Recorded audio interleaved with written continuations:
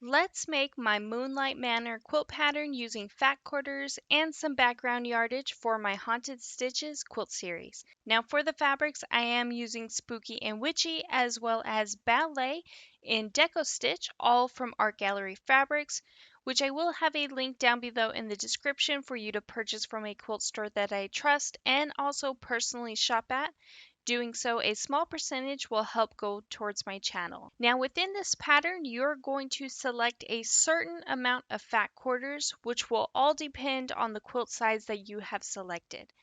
And with those fat quarters, you are going to cut 8 2¼ inch by 9¼ inch rectangles, 8 2¼ inch by 5¾ inch rectangles, and 20 2¼ inch squares.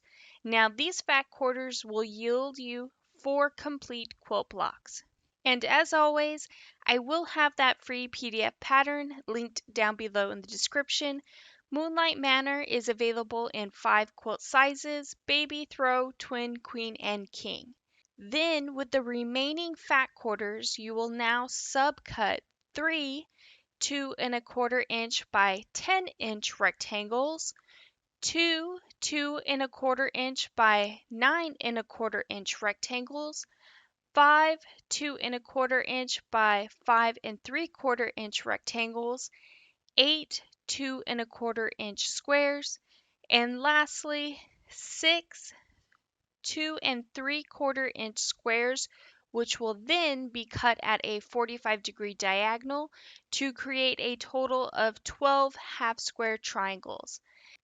Now with these remaining fat quarters, you will be yielding 1 complete block as well as 3 half blocks since this quilt is set on point.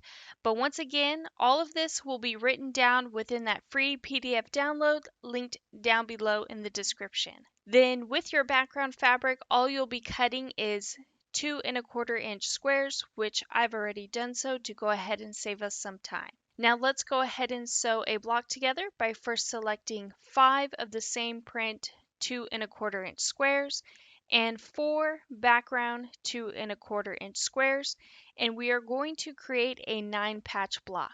Sew your blocks together to form rows, and then lastly sew the rows together to create a 9-patch square. Now next you're going to sew a 2¼ inch by 5¾ inch rectangle on the right and left side with a 1/4 inch seam allowance, followed by sewing a 2¼ inch by 9¼ inch rectangle to the top and bottom of your quilt block to complete it.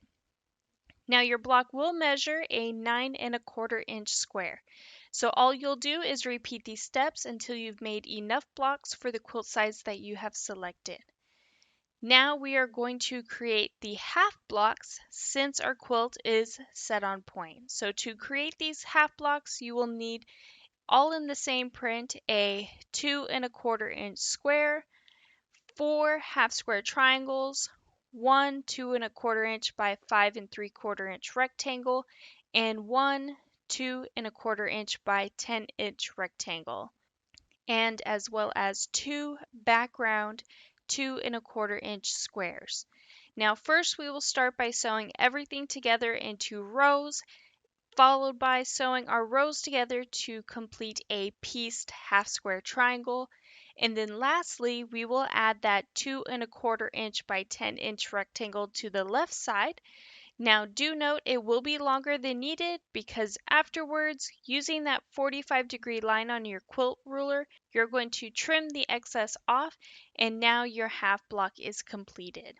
So once again, you'll just repeat these same steps until you've made enough half blocks for the quilt size that you have selected. Now that all of your blocks and half blocks are completed, it is time to lay your quilt out.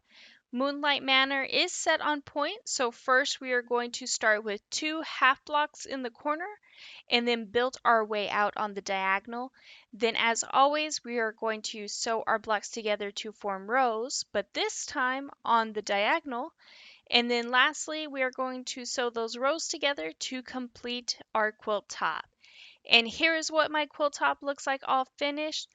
Now for the backing, I am using this Cast a Spell yardage, and for the thread choice, I am using Glide thread in Tea Berries, because if you haven't guessed it, my favorite color is purple, so I love to use purple as much as I can whenever I can. And here is a close-up of what my Moonlight Manor looks like all quilted out. I do hope you have enjoyed today's tutorial.